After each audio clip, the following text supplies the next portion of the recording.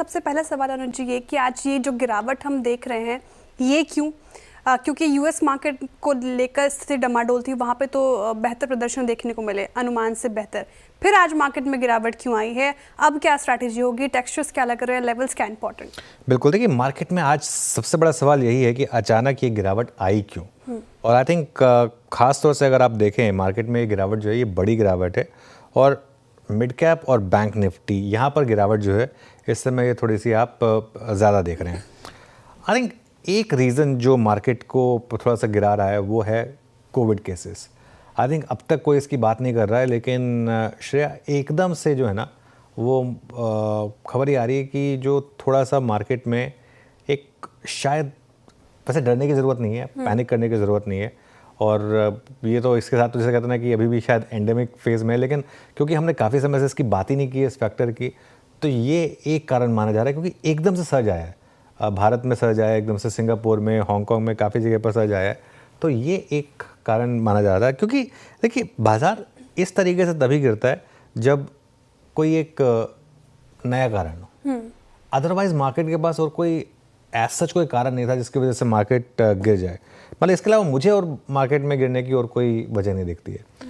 बाकी क्या एफआई की सेलिंग हुई, फ्रेश शॉर्ट प्रेस हुए, वो सब सिम्टम हो सकते हैं। डिसीज़ ये है, ये मेरा मानना है, मैं गलत हो सकता हूँ, लेकिन क्योंकि अदरवाइज बाकी जो भी मार्केट में था वो प्राइस में था, तो उस वजह से ये आई थिंक एक फैक्टर हो सकता है। क्योंकि जिस तरीके से मिड कैप गिरे क्लियरली एकदम से मार्केट को एक अननोन फैक्टर आया है, और वो अननोन फैक्टर की वजह से मार्केट में इस तरीके की गिरावट आई है। जो भी है आखिरी का 1.5 घंटा काफ़ी क्रूशियल है मार्केट के लिए, और अगर आप निफ्टी 24,800 के नीचे बंद हुआ तो वो मार्केट के लिए बड़ा नेगेटिव होगा, और बैंक निफ्टी के लिए वो लक्ष्मण रेखा करीब 55,000 की है। देखिए अब जहाँ तक निफ्टी पर अप्रोच की बात है, सबसे अहम सपोर्ट के अब हम नीचे ट्रेड कर रहे हैं। अब आप मान लीजिए इस चीज़ को, आज सुबह जो भी हमने लेवल्स मेंशन किए थे उन सब के नीचे अब हम ट्रेड कर रहे हैं, 24,800 के भी नीचे ट्रेड कर रहे हैं, तो ये अपने आप में एक बड़ा नेगेटिव है। और एक चीज़ जो फिर भी थोड़ी सी अच्छी रही लकीली, कि कल हमने थोड़े से मार्केट में एक हेजेस क्रिएट कर दिए थे वाया पुट्स, वो, और सुबह भी ये बात हुई थी कि उनको थोड़े टाइम के लिए कैरी करिए, क्योंकि अगर मार्केट बड़ा गिरा तो एटलीस्ट वो पुट्स आपको बचाएंगे, तो एटलीस्ट वो एक थोड़ा सा एक कंफर्टिंग फैक्टर रहेगा। लेकिन अगर मार्केट यहाँ पर क्लोज हुआ तो ये बहुत बड़ा नेगेटिव होगा मार्केट के लिए। और अगर 24,900 के ऊपर बंद हुए आप, मुझे पता नहीं आखिरी के 1 घंटे में वो रिकवरी आएगी या नहीं आएगी, लेकिन अगर 24,900 के ऊपर बंद हुए तब जाके मुझे लगा थोड़ा कॉन्फिडेंस वापस आएगा।